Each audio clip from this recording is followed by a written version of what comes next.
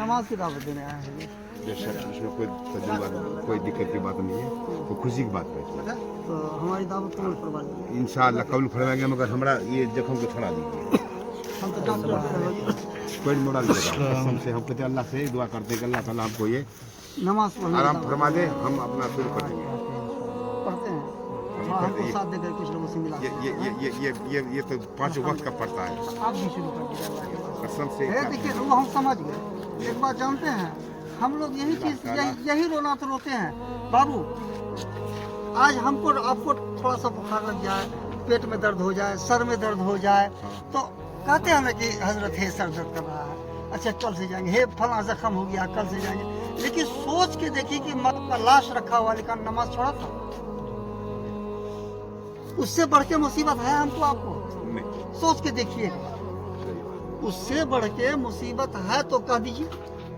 लेकिन उस वक्त भी नमाज नहीं छोड़ा गया, कैसे छोड़ रहे हैं नमाज? हाँ, और अपनी पूरी जिंदगी को हम लोगों ने दुनिया के कमाने में लगा दिया और अपने लिए आखिरत के लिए क्या किया? क्या बाबू? कुछ नहीं। नमाज पढ़ा, बोलिए पढ़ते हैं। चलिए मस्जिद का बात करिए, हम लोग सब मिल करके हैं। हाँ, सब मिल करके आप भी आइए, किसी न किसी से बैठ करके टांग मोड़ करके फैला करके जैसे बोले आप खड़े होकर के पढ़ सकते हैं, रुकू सजदा में जैसे बैठ जाइए, अब बैठ करके आराम से पढ़ लीजिए, आ जाइए। हम तो ये कहें नमाज नहीं छोड़िए,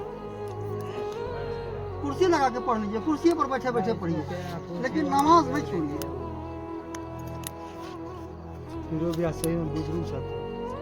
बुजुर्ग की बात नहीं है यहाँ, बुजुर्ग जवान सबको नमाज जवान को पढ़ना सब है, नहीं है। सबको जवान पढ़ना को बेसी नहीं, बेसी जवान का इबादत कबूल होता है। कबूल जवान का बेसी है।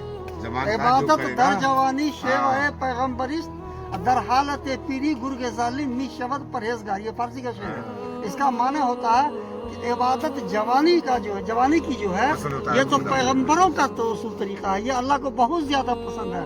अब बुढ़ापे में शेर जैसे शेर बूढ़ा जब हो जाता तो शिकार कर पाएगा? दूसरा का शिकार क्या हुआ खाता हुआ भी, लेकिन जवानी में वो दूसरे का शिकार क्या हुआ नहीं खाता, अपना शिकार करके खाता है।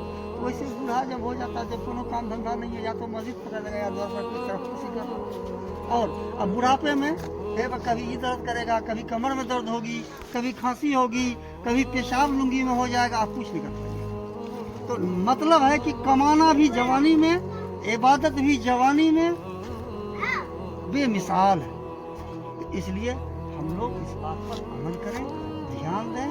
और सबसे बड़ी बात यह है कि हम एक ही बात जानते हैं कि अगर हम लोग अपने को खाली सही हो जाए ना, सब सही है। सही बात है। हमको कहने की जरूरत नहीं पड़ेगी।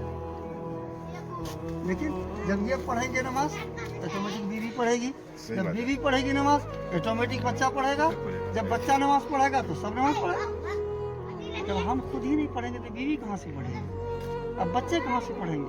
आज बुढ़ापा में होता है ना, नाफरमान बच्चे हो जाते हैं ना, क्यों? कि हम लोगों ने वैसा कुछ किया ही नहीं ना, अमल पाया नहीं है वो। मेरे भाई, कब्र के मंजिल को याद करिए, एक दिन मर के मिट्टी में जाना है हम लोगों को, और वहाँ रब की बारगाह में जवाब देना है। इसलिए दुनिया का काम करिए, अल्लाह बरकत दे, लेकिन नमाज उसमें उजाला का रोशनी की व्यवस्था करिए। इंशाअल्लाह हम लोग पाबंदी से नमाज पढ़ेंगे। चलिए तो और